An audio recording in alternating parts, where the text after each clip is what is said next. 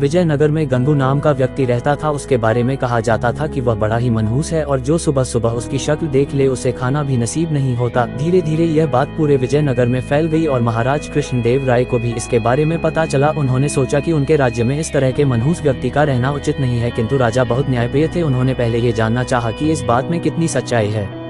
राजा ने अपने सेनापति को आदेश दिया कि गंगू को उनके सामने लाया जाए। सैनिकों ने गंगू को महाराज कृष्णदेव राय के समक्ष पेश किया। महाराज कृष्णदेव राय जिस कमरे में सोते थे उसी में गंगू के लिए भी बिस्तर लगवाया गया और सुबह जब राजा सोकर उठे तो उन्होंने सबसे पहले गंगू का चेहरा देखा। कुछ देर बाद अचानक कार्य आ जाने के कारण राजा को राजमहल से बाहर जाना पड़ा और उस दिन वो इतने व्यस्त रहे कि उन्हें खाना भी नसीब नहीं हुआ। राजा कृष्णदेव राय को यकीन हो गया कि यह सब गंगू का चेहरा देखने के कारण हुआ है। राजा ने सोचा, जब इस व्यक्ति के कारण मुझे भोजन नसीब नहीं हुआ तो शहर के दूसरे लोगों के साथ क्या होता होगा। गुस्से में राजा कृष्णदेव राय ने गंगू को फांसी पर टांगने का आदेश दिया। ये बात पूरे राज्य में फैल गई कि कल गंगू को फांसी दी जाएगी। जब ये बात तेनालीराम को पता चली तो वे सारा माजरा समझ गए और तत्काल गंगू के पास पहुंचे। तेनालीराम को देखकर गंगू रोने लगा और तेनालीराम को पूरी बात बतलाई। तेनालीराम ने गंगू को सांत्वना देते हुए कहा कि जैसा वो कहे गंगू को वैसा ही करना होगा। गंगू भी तेनालीराम की बात समझ गया। दूसरे दिन जब गंगू को फांसी दी जानी थी तभी गंगू से उसकी अंतिम इच्छा पूछी गई। गंगू बोला, मुझे महाराज से मिलकर कुछ बतलाना है, यही मेरी अंतिम इच्छा है। सैनिकों ने महाराज कृष्णदेव राय से गंगू की अंतिम इच्छा बतलाई। महाराज कृष्णदेव राय गंगू की अंतिम इच्छा पूर्ति के लिए उसके पास गए और बोले, बतलाओ गंगू, तुम्हें क्या बतलाना है। गंगू बोला, महाराज, इस राज्य में एक व्यक्ति मुझसे भी ज्यादा मनहूस है, पहले दंड उसे मिलना चाहिए फिर मुझे।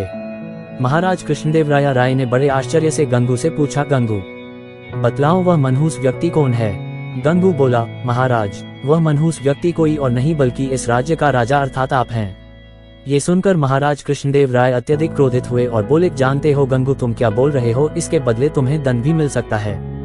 गंगू बोला, महाराज, मृत्युदंड से बड़ा कोई दंड हो सकता है क्या। ये तो आप मुझे दे ही चुके हैं, कृपया आप मेरी विनती सुन लें, इसके बाद आप जो भी दंड देंगे वह मुझे सहर्ष स्वीकार होगा। ये सुनकर महाराज का क्रोध कुछ शांत हुआ और बोले, तुम्हें जो कहना है कहो।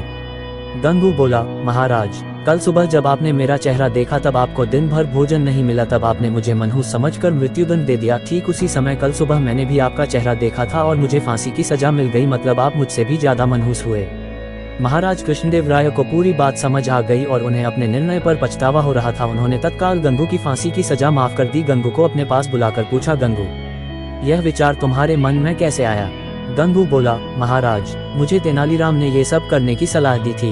महाराज कृष्णदेव राय ने गंगू को बहुत सा धन देकर विदा किया और तेनालीराम को बुलाकर उसका धन्यवाद दिया कि उनके कारण एक निर्दोष की जान बच गई और महाराज के हाथ से एक बहुत बड़ा पाप होने से बच गया।